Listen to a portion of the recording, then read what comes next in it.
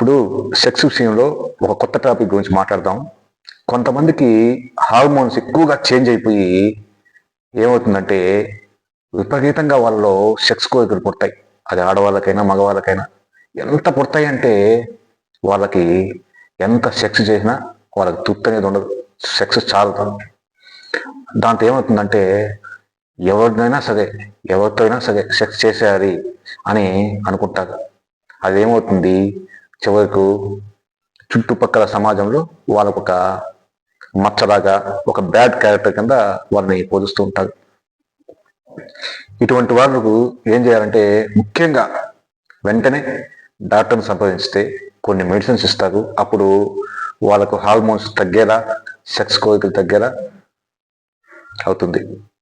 ఇక వాళ్ళు ఇక్కడ ఇంటి దగ్గర ఏం చేయాలంటే డాక్టర్తో సంప్రదించాక కూడా ఇంటి దగ్గర ఏం చేయాలంటే వీలైనంత వరకు ఈ సెక్స్ వీడియోలు, సెక్స్ గురించి ఆలోచించడం మానేసి భక్తితో అయినా భార్యతో అయినా కూడా ఒక కామంతో సెక్సువల్గా కాకుండా కొంచెం ఎమోషనల్గా ప్రేమగా ఉండడానికి ప్రయత్నించాలా.